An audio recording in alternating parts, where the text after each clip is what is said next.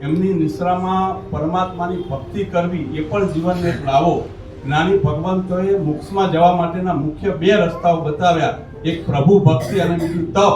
આ બંને બાબતો ભવ્ય રત્ન વિજયજી મહારાજ સાહેબની અંદર છે. બસ આજના પાવન પ્રસંગે 25 વર્ષ સંયમ જીવનના પૂર્ણ કર્યા છે. આવી રીતે જીવનમાં ખૂબ જ આગળ વધતા રહો. મુનિમાંથી ગણી, ગણીમાંથી પન્યાસ અને પન્યાસમાંથી આચાર્ય પદે આરૂઢ થાવ એવી મંગલ કામના સાથે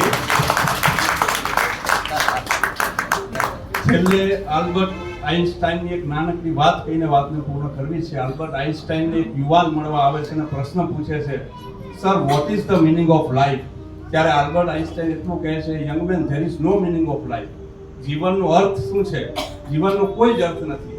યુવાન નિરાશ થઈને જવા લાગે છે ત્યારે આલ્બર્ટ આઇન્સ્ટાઈન એને બોલાવે છે અને કહે છે, young man there is no meaning of life but you can give a meaning to your life. જીવનનો કોઈ અર્થ નથી, પણ તમે જીવનને અર્થપૂર્ણ બનાવી શકો છો. ભવ્ય રત્ન વિજયજી મહારાજ સાહેબે તપના માધ્યમથી, ત્યાગના માધ્યમથી, ગુરુ ભક્તિના માધ્યમથી, પ્રભુ ભક્તિના માધ્યમથી, વિહાવચના માધ્યમથી પોતાના જીવનને અર્થપૂર્ણ બનાવી દીધું છે. ભવ્ય રત્ન મહારાજ સાહેબ પોતાના દરેક પ્રસંગમાં એક શાયરી કહે છે. શાયરી કહીને વાતને પૂર્ણ કરીશ કે ફૂલ બનો તો ऐसे जैसे बहारों को होश आ जाए और तालियां कुछ इस तरह बजे कि बोलने वालों को होश आ जाए.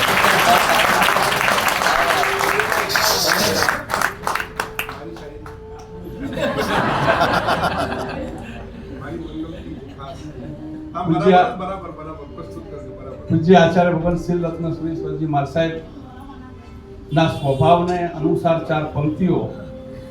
बात में कुछ बात हो वो बात होनी चाहिए, बात में कुछ बात हो वो बात होनी चाहिए, जीत होनी चाहिए या मात होनी चाहिए, पीठ पीछे कुछ भी कहना बहुत आसान है, पीठ पीछे कुछ भी कहना बहुत आसान है, सामने कह सको औकात होनी चाहिए.